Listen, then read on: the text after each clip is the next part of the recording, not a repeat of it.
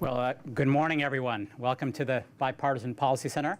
I'm Anand Parekh, the Chief Medical Advisor here, and I want to welcome all of you to today's event entitled Tackling the Opioid Epidemic at the Federal and State Levels. For those of you who are new to BPC, our mission is to actively seek to combine the best ideas from both political parties to promote health, security, and opportunity for all Americans. The opioid overdose epidemic is one of the most important public health challenges of our time. Provisional data from the Centers for Disease Control and Prevention suggests that in 2017, nearly 50,000 Americans died from opioid-involved drug overdoses. The crisis is impacting every part of America, urban and rural, wealthy, middle-income, poor, young and old, red states and blue states, and Americans of all races.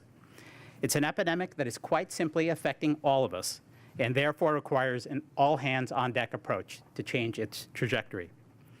Over the last 18 months, BPC has proposed actionable bipartisan solutions to the opioid crisis through the efforts of its Governor's Council, made up of former bipartisan governors, its Appalachia Initiative, chaired by Senators Joe Manchin, Tom Tillis, Dave Perdue, and Mark Warner, and its Early Childhood Initiative, chaired by former Senator Rick Santorum and Congressman George Miller.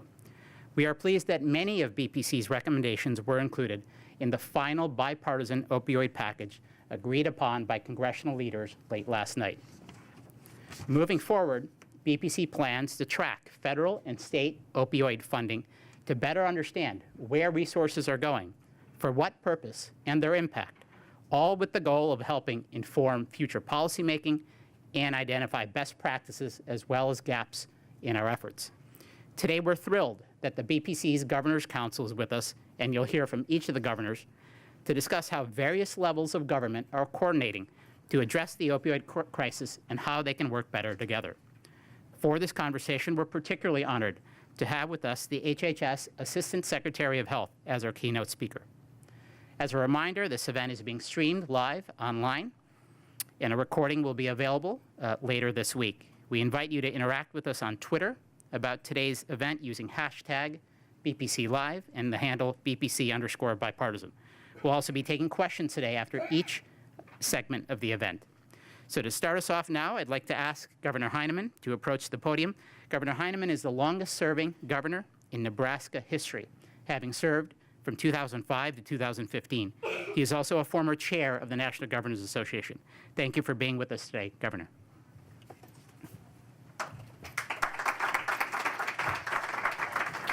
Anand, thank you very much. To show you how bipartisan this is, he's a graduate of the University of Michigan, and last Saturday they totally demolished our football team, so we really appreciate that.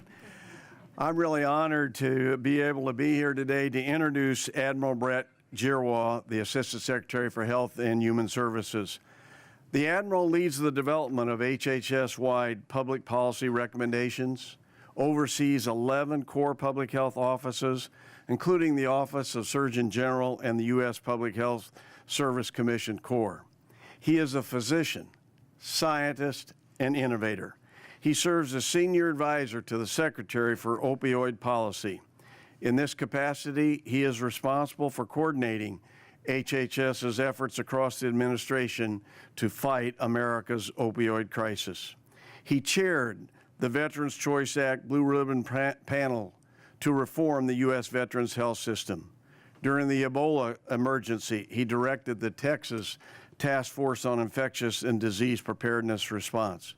He has cared for critically ill children, or he has cared for critically ill children for 14 years and was the first Chief Medical Officer of Children's Medical Center of Dallas. He's had a significant federal portfolio. He directed the Defense Scientist Office of DARPA, and in that capacity, he regularly interacted with the White House, Congress, NIH, CDC, DHS, and CIA leadership on national priorities, strategies, and programs. Admiral, Doctor, welcome. We're honored to have you here.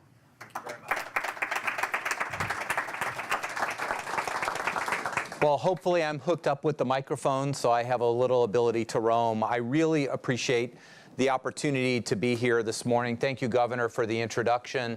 I also want to thank the Bipartisan Policy Center for all your great work in forming policies that we implement or that we assess throughout the federal government.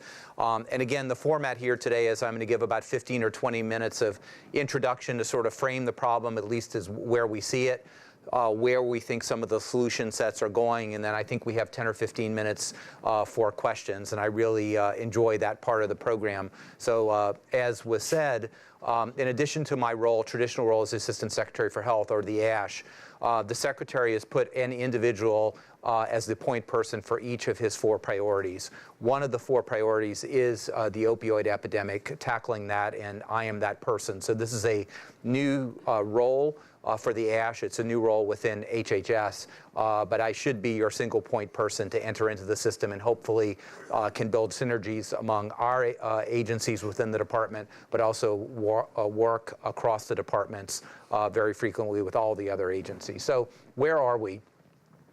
The graph that you see is the one that you see, the year-on-year graph that really shows where we've come with this. So the CDC statistics for end of 2017 shows that there were over 72,000 deaths from overdoses. This is an astounding figure if you look at that. In the 18 to 35-year age group, this accounts for 20 to 25% of all mortality within that age group and about 2.5% of all mortality within the United States.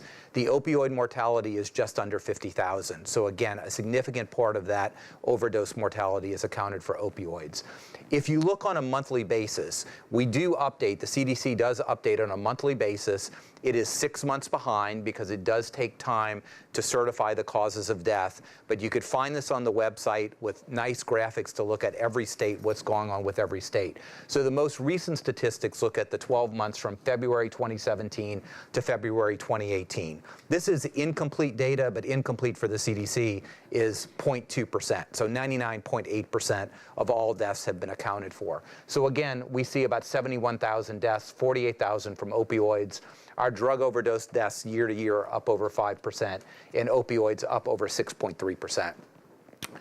Give a physician a spreadsheet and we'll make all kind of numbers. So doing a little calculations based on this February to go into the individual drugs. Now, I do want to say that a drug could be counted more than once. So if a person has cocaine and fentanyl, and it's counted in both categories. But I just want to make the point that although we emphasize opioids, we still have other problems that are growing. If you look at this, heroin deaths are actually down about 5%.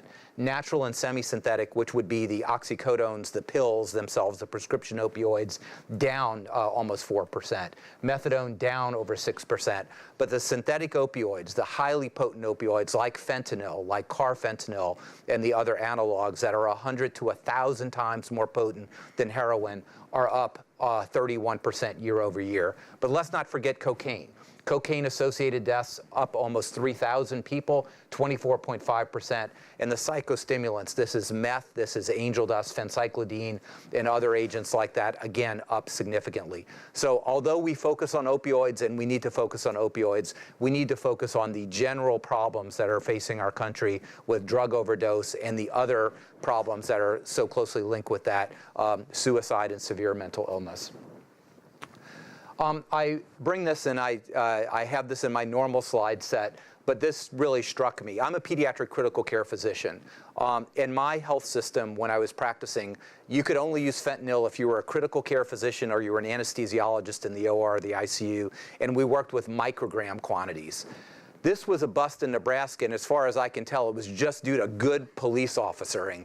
Not anything fancy, signals intelligence and all this. This was good cops seeing a suspicious truck that had 118 pounds of fentanyl, enough to kill 26 million people. And again, this gives you the idea of the magnitude of the problem. Fentanyl is very potent.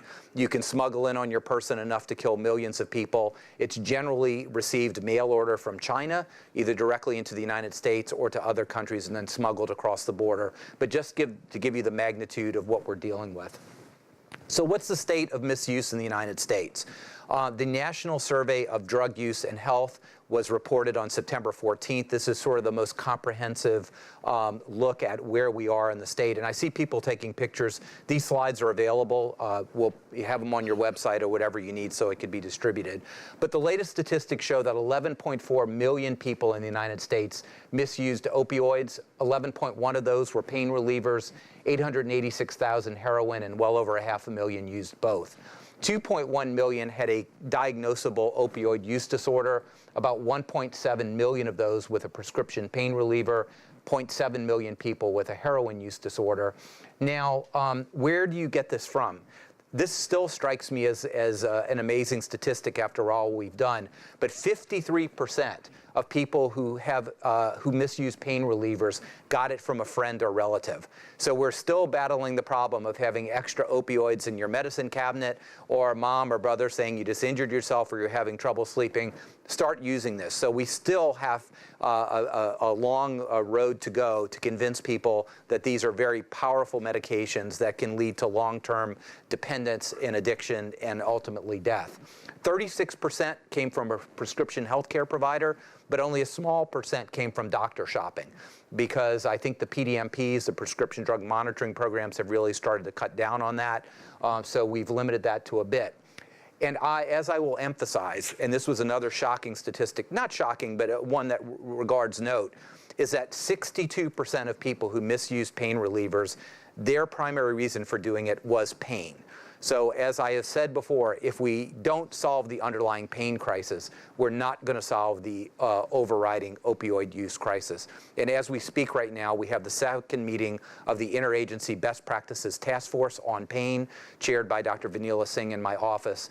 That's meeting as a federal advisory committee at HHS with recommendations that will be on draft in October posted. We welcome all your comments. Very, very important component of the overall solution. I don't want to forget for one moment that although we talk about the primary issues of overdoses, we have had an explosion of infectious diseases, primarily hepatitis C. The statistics indicate that we've had a 300% increase in hepatitis C driven from IV drug abuse in the last 5 years.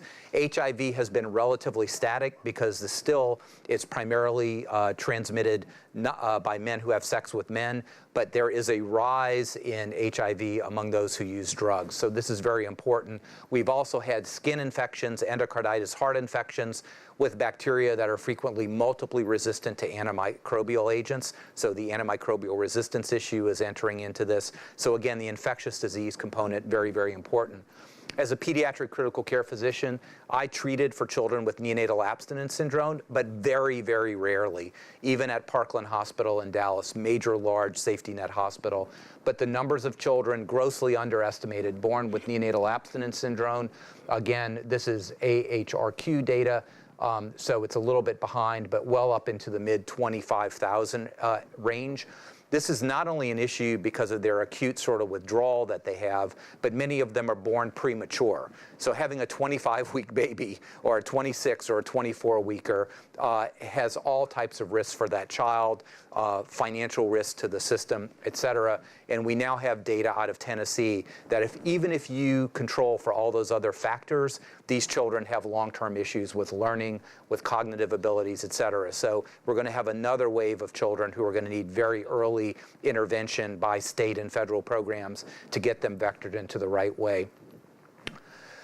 If you look at that NISDA survey, this is something that just got produced. If you look at on the left side, this is the last month substance use among pregnant people. So pregnant women, did they use substances in the last month? In 2017, you see the rise, 194,000 pregnant women used illegal substances within the last month that it was surveyed. So a growing number year to year. And I don't want to forget about tobacco and also alcohol, which can have devastating effects on children. So particularly as a pediatrician, this is something I'm very concerned about. And when we have problems with these children, we're going to have problems for the next 50 or 60 years if they're severely impacted by maternal drug use. So we're focusing on this. This is a particular issue for the First Lady, who's been very active and been working with some of our programs. Barriers to treatment. The NISDA survey, again, one of the things I'd like to point out is that only 4 million people received any substance use treatment of the 20.7 million people who needed it. But very interestingly, and this has all kinds of aspects to unwrap: stigma, knowledge, communication, facilitation. But 94% of people who needed substance misuse treatment but did not receive specialty treatment, they didn't do it because they didn't think they needed it. Okay? So no matter how much resources we put in the system, if we can't provide an on-ramp to people who have misuse and use disorders, whether that's decreasing stigma, whether that's capturing them at any moment they can, when they come to the ER, when they come to a clinic, when they see a nurse midwife and have substance use issues, we really have to work very hard on getting them into the system, because all the resources into the system, if we don't get them in, are not going to be helpful. So this was another striking statistic for me. And one last bit before I go into some of the solutions. This is actually a journal article in Press by Assistant Secretary McCants-Katz and Captain Chris Jones that looked at those prescribers who recently had their waiver to prescribe buprenorphine, one of the mainstays of medication-assisted treatment. And the point of this is just saying that of recently waivered physicians and prescribers, only about 13% of them were prescribing near their limit. I put this out there because there is a big push to have more and more and more people to get waivered for buprenorphine, and I'm all for that, but I just want to say there's a lot of capacity in the system right now because only a few % of people are prescribing near their limit. So we can certainly work on that aspect in addition to having more people added to the system. So getting to some of the solution set before we get to questions, I think most of you in this audience knows that we have a 5-point overall strategy within Health and Human Services that have been iterated for many, many months now, certainly championed by Secretary Azar and myself, that has 5 general points. First of all, better addiction prevention, treatment, and recovery services, absolutely critical. This use disorder is a disease. I say telling a person who has opioid use disorder not to use opioids is like telling you, please don't breathe for the next 15 minutes. You really cannot do it. It requires comprehensive therapy, medication-assisted treatment, psychobehavioral support, wraparound recovery services, housing, faith-based organizations. That gives you the best opportunity. Second, we need better data. And the CDC is certainly working in that area to give us rapid updates to understand what's happening when and how fast. Better pain management. Again, we're working on that because we know a significant factor that led to this crisis was the overprescription of prescription opioids to those who did not need it or did not need the quantities or the doses that they had. You take 30 days of a potent opioid, you're physically dependent, you become addicted, and then it's a long road after that. Fourth is better targeting of overdose reversing agents, naloxone. It does not cure opioid use disorder, but it gives you a second chance at life. And finally, better research, and that's really in the NIH category. How do we improve treatment? How do we improve pain management all across the board? Let me give you a few updates. Last week, this was something that I worked on when I was asked to have this position. This is an updated strategy document which we published on the web. It basically takes those 5 pillars and details about 71 strategies that we're undertaking within the department. It's sort of policy and wonky document, but very important to understand that it's not just the 5 pillars. Those 71 strategies encompass about 700 individual programs and initiatives we have at HHS that are all focused based on that 5-pillar strategy. I encourage you to take a look at that. People also ask me, what is success? The administration hasn't defined success. We have not defined success specifically within the department, but the Secretary wants me to define at least one metric of success.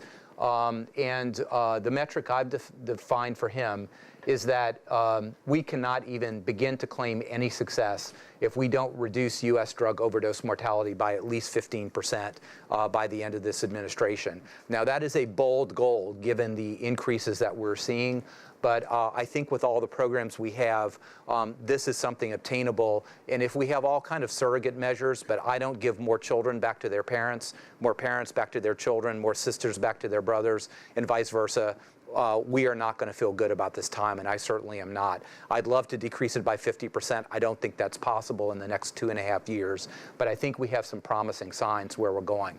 So what are some positive changes? Well, since January 2017, the number of opioid prescriptions dispensed monthly have decreased by 17%. That is a positive number. And the total morphine milligram equivalents, which is really how powerful the opioids are, have decreased by 21%. So clearly our prescriptions have gone down. That is a positive sign. What we're really worried about now is we don't sweep up people who really have pain, who really need opioids, in the backlash about decreasing opioid prescriptions. So we're very cognizant about patient groups like cancer pain, like sickle cell disease pain, like a number of others, and are focusing on that. The number of unique patients receiving buprenorphine have increased by 16%. That's a tremendous increase in people who are going into MAT programs. And the number of naloxone prescriptions dispensed has been up by 264%. So clearly we are reaching the population with these kinds of things that we need to have done. If you look at pain reliever misuse, this is new NISDA data.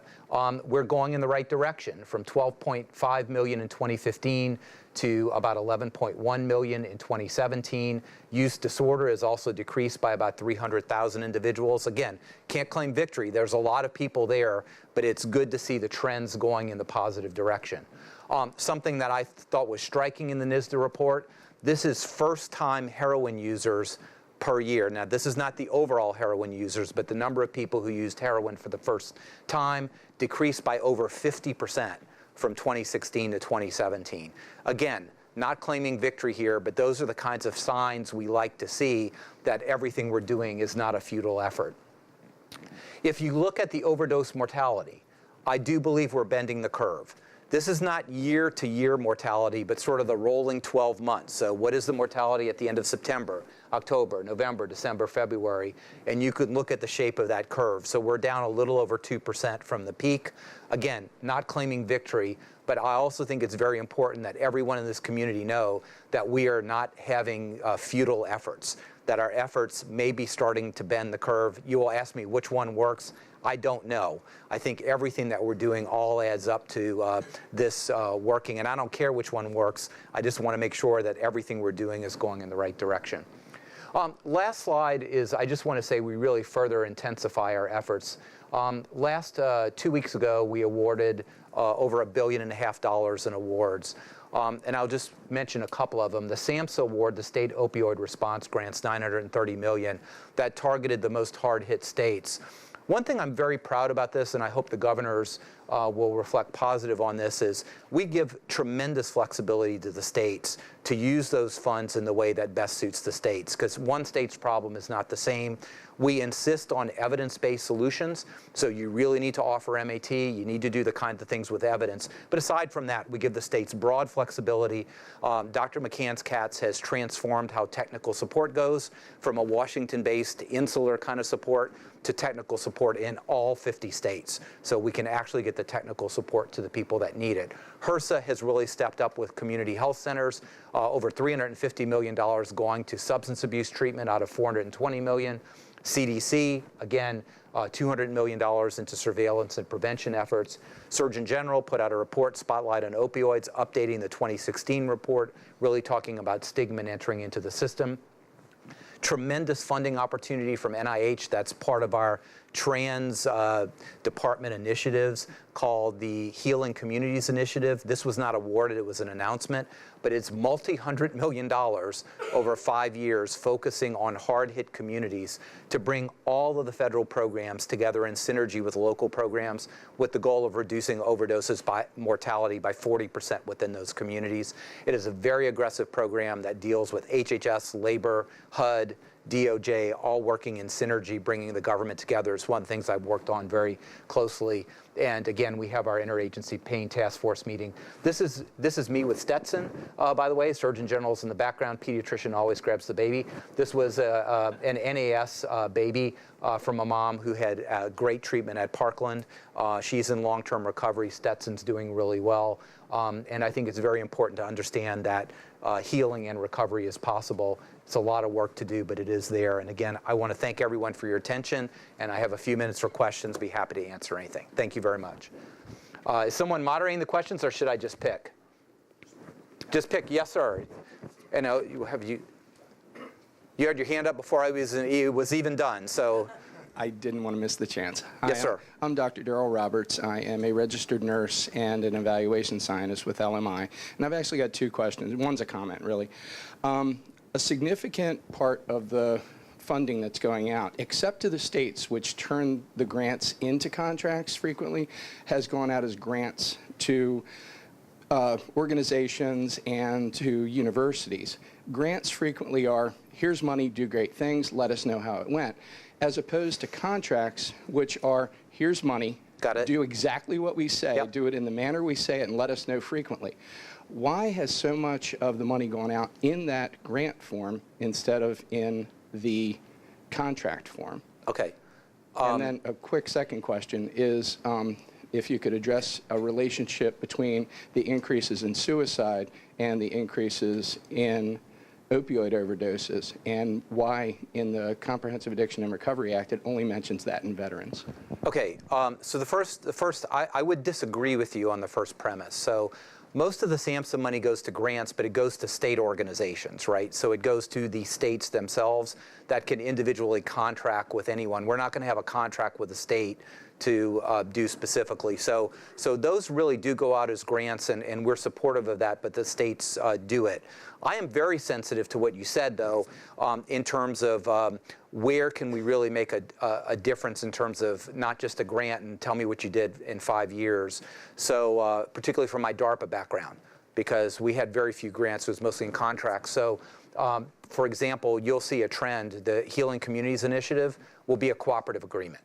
So it's not a contract, but it has the same thing. Cooperative agreement could be turned on and off. People have to take direction because this is not a science fair project. We know a lot of the science, not that we know all of it, but it's really implementation and sort of rigorous evaluation. So I am singing your tune back and forth. On the second question, I can't comment why legislation has it or not. I just don't know. But certainly there is an intersection between mental illness and opioid use disorder, and NISDA shows that there's a large intersection of people who have serious mental illness or any mental illness with opioid use disorder, and those are the kind of people who really need specialty care. I think most people with OUD it's going to be an outpatient practice with primary care, but they do need the specialty care. And I can't even begin to comment on what's going on in the young generation who have severe use disorders, who have suicidal ideation, who are using marijuana at alarming rates, other drugs. We have an underlying societal problem that we have to strengthen our communities and our resilience that's far beyond the discussion today, but something we're going to have to address. Yes, sir. Yes, ma'am. We'll get you next. You mentioned the progress on the first-time reduction in heroin users. Yes, sir. 50% reduction for first-time heroin use. Has that been mitigated by first-time usage in fentanyl or synthetics? So the answer is probably not. So most people who actually die of fentanyl think they're using heroin. So there's a significant spike in that because fentanyl is a lot cheaper, believe it or not. So fentanyl is sort of is polluting the drug supply of heroin. There was another bust over the border that there were 11,000 pills of OxyContin, but it wasn't OxyContin. It was pressed fentanyl instead of OxyContin. So that's what we're seeing. We're seeing most people who are using fentanyl and dying from it aren't intending to use it. But no, we think this is a robust number that there are less people going to IV drugs in the past year and certainly over the past 3 years. So we think that's a real number as far as we can tell. Yes, ma'am. And I got to make sure I get to this side of the room. And if you can help me, because make sure I. Thank you, sir. Stacy Bridges with Veterans Vision. I have a couple of questions. You mentioned the decrease in heroin use and methadone and other drugs and increases in deaths and other drugs. I noticed that cannabis was not on that list. I know that the U.S. government Health and Human Services own patent 6630507 for cannabis cures. What are you doing as far as treating opioid addiction and or depression with the cannabis now that we do have that patent? How are we using that? And as far as the 22 suicides a day with our veterans, is there any connection with the flood of drugs, these antipsychotic drugs, which are actually off-labeled schizophrenic drugs, with the combination of these opioids, all the side effects to these drugs are suicide. Are you looking into the drugs as far as the cause and effect of the suicide rate? And my last question is for the Bipartisan Policy Center. Since you're going to be following the money and tracking the money, would you also track the campaign finance money, the lobbyist PACs that give these corporations money, that gives these to the governors, and find out which states actually has that problems with opioids, and see if there's a connection with the PAC money policy and the deaths that we have going on? So I'll try to unpack that. The first answer is there are no studies to prove cannabis safe and effective for treating opioid use disorder or anything else. When there are individual components of cannabis, the FDA has looked at those, and there was one recently approved. I signed off on the scheduling of that, so we will approach it that way, but we do not assess the evidence to currently indicate there are safe and effective treatments for opioid use disorder. It's called methadone, it's called buprenorphine, it's called naltrexone, and we are emphasizing those as treatments.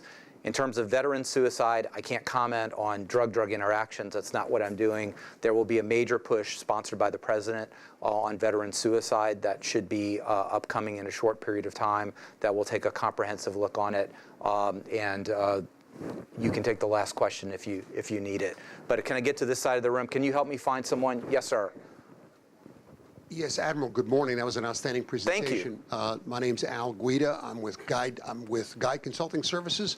We represent NetSmart Technologies. We're an EHR vendor in the mental health and addiction space, and we are members of the Partnership to Amend 42 CFR Part 2. Yes. In the conference report that was agreed to last night, there are tremendous advances in your attempts to battle the opioid crisis. One of the things that was left out, unfortunately, was legislation that would have amended 42 CFR Part 2, a 1970s era addiction privacy statute that would have aligned it with HIPAA.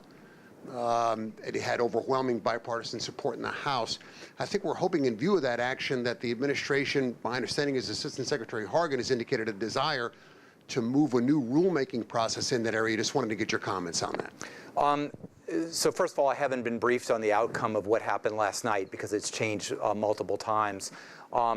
Given the current regulations that they are, we have done as much as we can on 42 CFR, barring a legislative change or barring new rulemaking. And we will evaluate. We do think that there is a significant issue, and Dr. McCann's Katz has, I think, led that charge about 42 CFR really being a 1970s era kind of regulation that in some way, shape, or form needs to be updated because it's really inhibiting in certain degrees what we can do. Now, I will say that people overinterpret 42 CFR as well.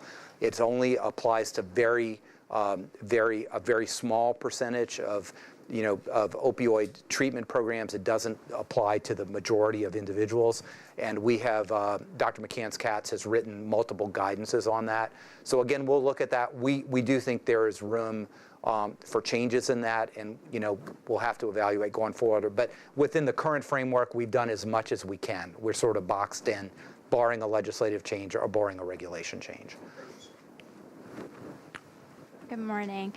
You mentioned that about 13% of prescribers... Can you say who you are and where you're from? My name is Caitlin Ward, and I'm with the National Council of State Boards of Nursing. And you mentioned that about 13% of providers are prescribing near their limit for the buprenorphine medication-assisted treatment.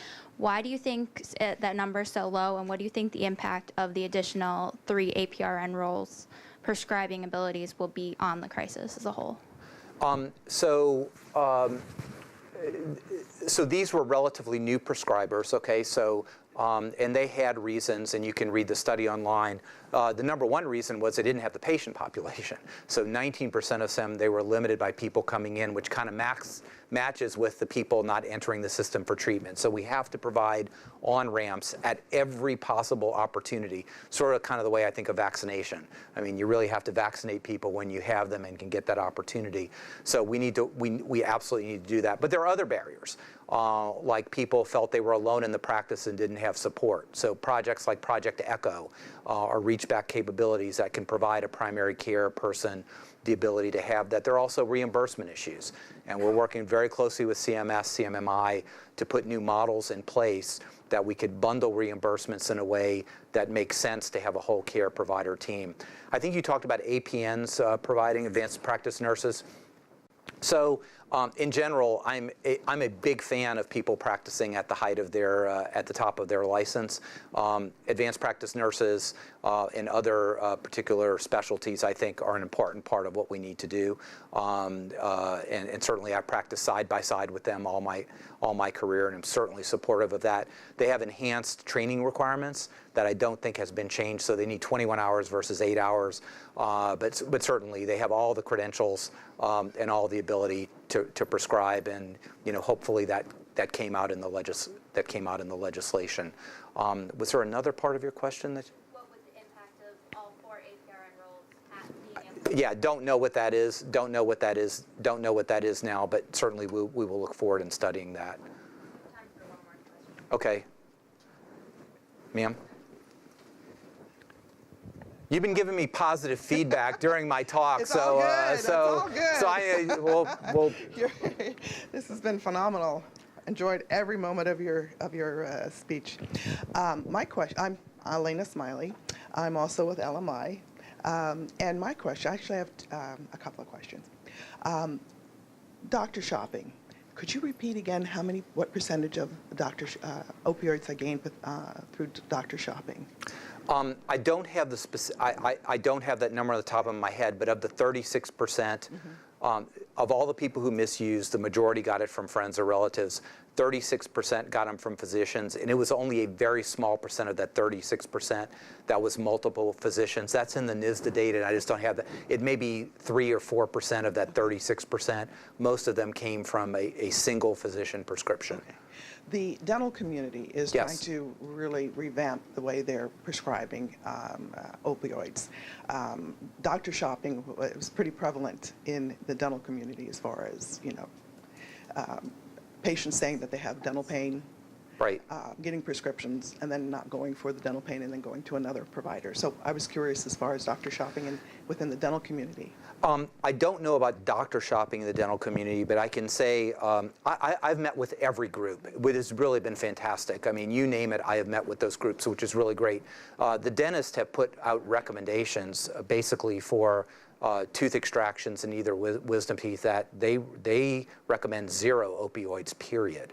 So they have been very aggressive with local anesthetic control, anesthetics that last a longer period of time than just a couple hours, but can last for a couple of days, and the use of ibuprofen and other medications. So just specifically for dentists, American Dental Association has been, I think, very aggressive and working with our outreach, realizing that they were a part of the problem, as all physicians were moving forward. I will also say that all of HHS is looking very aggressively at alternate forms of pain control. If you look at long-term chronic pain, for some conditions, physical therapy and physical exercise is equally or more effective than long-term opiate therapy. So there are simple things we can do, but they need to be integrated, they need to be paid for, they need to be part of our sustained culture. They were not when I went to medical school. They simply were not. I was brought into the generation that 0 pain was the goal. Opioids were non-addictive, and that's what we were taught. That has changed, obviously, dramatically, and hopefully will change forever. My final question has to do with NAS. Are epigenetics also being considered or studied as far as long-term effects with neonatal abstinence syndrome? Right. So it's probably good that I finish on this, and it may be a relatively geeky answer. What we're really working on now is a person with NAS, they get the diagnosis, but they tend to be lost within the system. So 2 months from now, you go to an FQHC or you go to a private, and nobody knows you even had this, and it just kind of gets lost in the big world of data. So we are having a convening together. One of our White House fellows, Dr. Sheila Jelani, who's a pediatrician, did street medicine, outstanding individual, has been working with our office and Office of National Coordinator. Invitations went out yesterday, but we're having a convening, a small technical convening, but we are trying to provide data elements that will follow that child forever, so that we will be able to track over a period of time. This gets into the health information exchanges. We're working with groups so that we have minimal data elements that we can follow and understand what problems they have, and then subsequently, of course, how to intervene in those problems with early Head Start or other issues. And for me, we're focusing on opioids, but 9% of women, 8% of women use marijuana during pregnancy now. High potency marijuana, we have no idea what that's going to do to children. So we need to get the mechanisms exactly. Before we can do epigenetic studies, we have to have the elements that we can follow for a long period of time. And I'm very excited about this new initiative, which we're trying to work through. So again, I am sorry about the lack of time, but they say always leave letting them want more or whatever. So I would be happy, again, at any time to work with the Bipartisan Policy Center or any of the groups. And again, thank you for the opportunity to be here. Appreciate it.